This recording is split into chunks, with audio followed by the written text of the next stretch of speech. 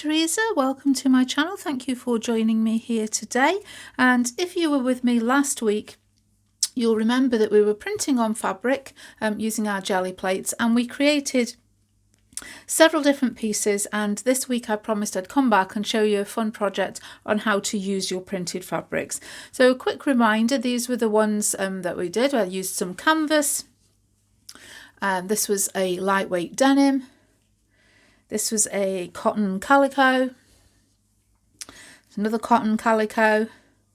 This was my other canvas, and this was my other denim. Now these two, there was not a lot of definition on. They were my, I would say, least successful prints, but I've gone back to them using some paint pens. Just to show you how you can add a little bit more detail. So here I've traced around the shapes just using a yellow and a pink paint pen there, just to add a little bit extra detail.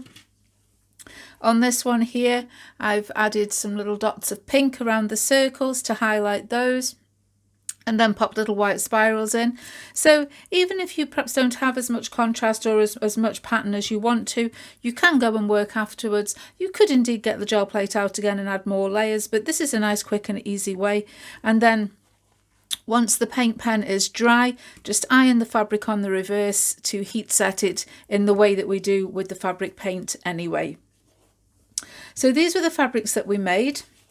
I'm now going to show you what we're going to make with them.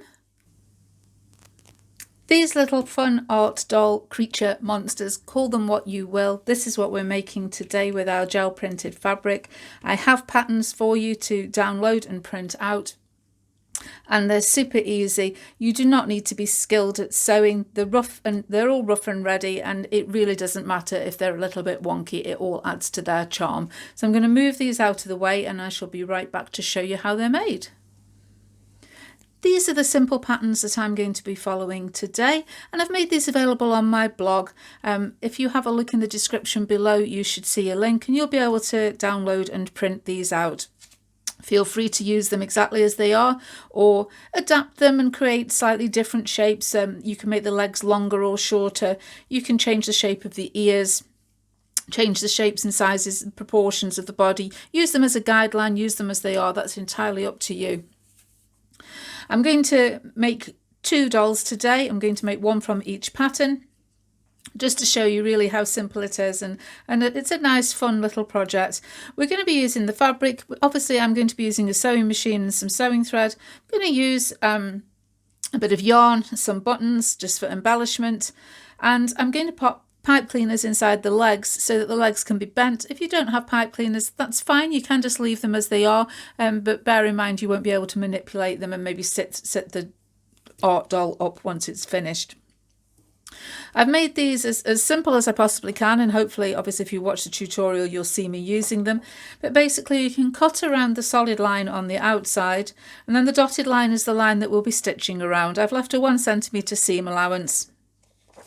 I've got this little panel here that will fit on the cat's tummy here. That's entirely optional. If you don't want to use it, you don't have to. And these are the legs. You'll be cutting 2 of the legs, and then we'll fold them in half. You can just give them a quick press with the iron if you want, and stitch them into a tube shape. That's going to be the easiest way, and then you'll turn them the right way round so that the seam is on the inside. Again, cutting round on the solid line, and we'll be stitching on the dotted line. This little bear or monkey, depending on where you put his ears, done in exactly the same way. Again, cutting round the solid line, and we'll be stitching on the dotted line. We can cut out his ears. We'll be cutting 4 pieces for the ears because we have 2 pieces for each ear, and he's going to have 2. And I found if you pop the ears on the top, he'll look a little bit like a bear. If you pop the ears on the sides, he'll look like a monkey. It's entirely up to you what you do. And again, the legs are going to be done in the same way. There'll be lots of ways you could embellish these if you want to. If you've got bits of trim and ribbon and things like that, you could make a little frilly skirt to pop round. Entirely up to you. I'm going to keep it fairly simple today, just because, you know, this is a way of showing you what you can do with this fabric without going too complicated. So I've cut out all my pattern pieces. I've got 2 pieces for each of the bodies, two pieces for each set of legs, and I've got the 4 ears, and I'm going to make one of each of the 2 art dolls today. I'm going to begin by doing the little bear one. So I'm going to move these pieces out of the way now because those are for the cat design. I shall do that one afterwards.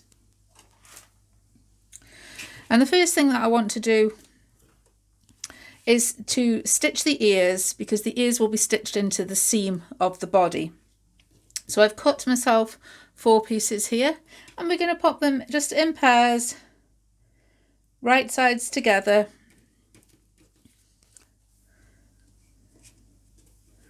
And I'm going to stitch just around the inside the seam allowance, the centimetre seam allowance. I'm not going to stitch along the bottom there because that bottom bit is actually going to be encased when it's attached. So literally just going to stitch along this curved dotted line here. I'm going to do that for both of them. And then we can just clip the seam allowance and turn them the right sides out. And as with anything with a curved seam, you just want to snip so that it turns neatly.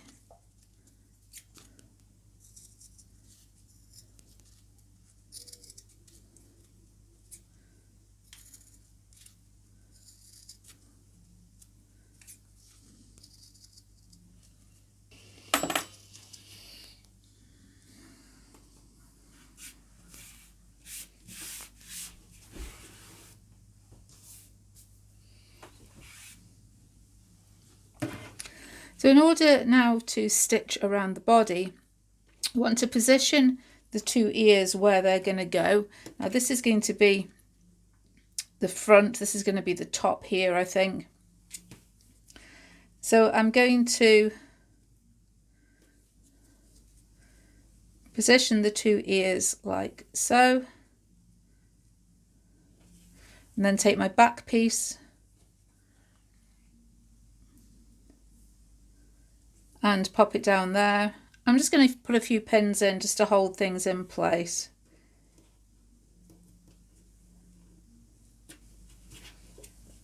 And I'm going to stitch up the side, across the top and down the other side, leaving the bottom open for now.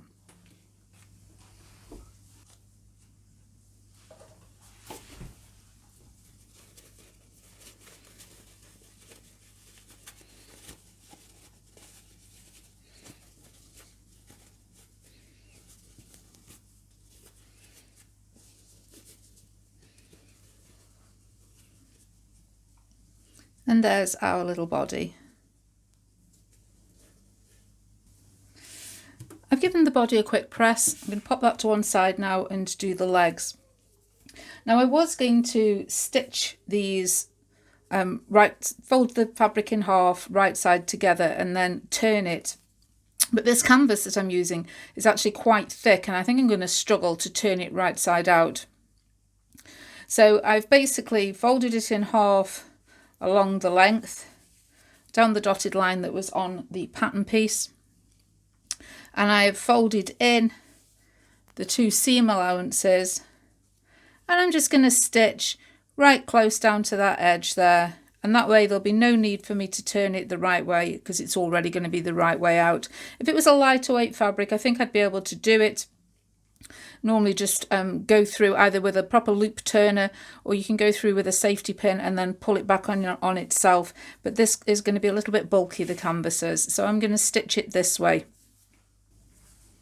We've got a nice neat stitched seam down the legs. I just want to finish the feet off. All I'm going to do is just fold them up and zigzag over the edge to catch the frayed edge together.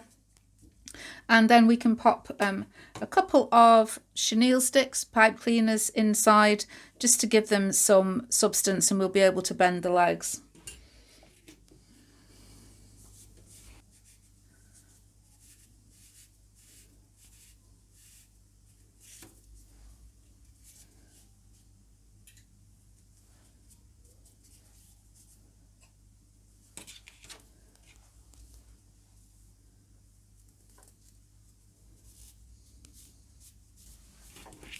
Any excess of the pipe cleaners just going to cut off with some wire cutters.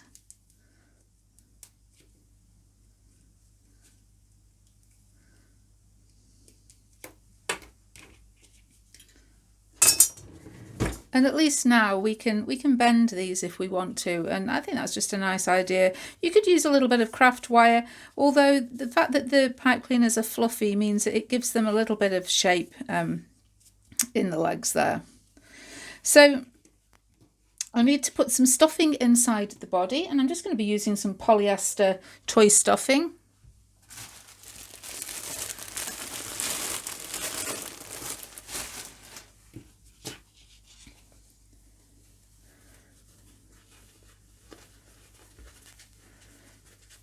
I'm going to get that tucked up into the corners there.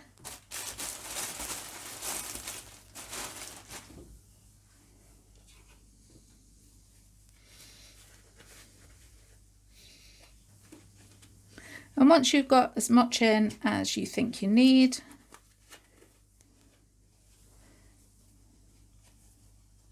you want to turn in that bottom seam allowance .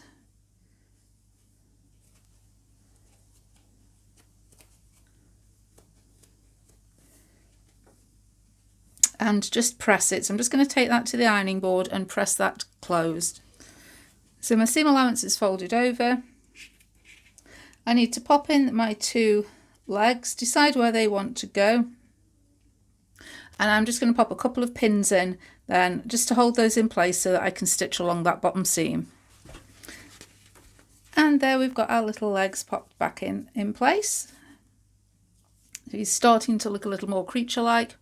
All we've got to do now is pop him a face on. So I'm going to choose some buttons and make some nice button eyes for him. And then use a little bit of embroidery thread or some cotton yarn to stitch his face on, and I shall be right back to show you what that looks like. And here's our finished little bear, art doll, monster, whatever you want to call him.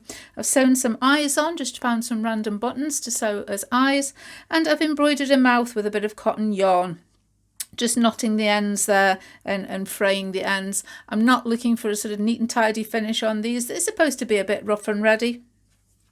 But there he is, he's got his little long legs. If I can zoom you out a little bit. There we go. And he'll sit on a shelf quite happily with his legs dangling over the edge. I've also made the cat one using the canvas fabric here. Just added on that little tummy patch there just by zigzagging around the edge with my sewing machine, and embroidered a couple of whiskers and a mouth on, again with some cotton yarn, same as I used for his mouth there. Put him a button nose and some button eyes as well. And I'm really happy with him. I think they're fun and they're funky and they suit the fabric perfectly because the patterns on the fabric are fun and funky. You know, they really just a nice little way of using up your printed fabric. Obviously, lots of other things you could do. You could cover journals, you could make little bags, pouches, zippy pouches. But today I thought it would be fun just to show you something like this. So please feel free to check out the link in the description below. Find the patterns, download, print them out, adapt them if you want to. And if you make some of these fun little art doll monster creatures, please feel free to tag me on social media. I always like seeing what people have been making. But for now, that's all. Bye.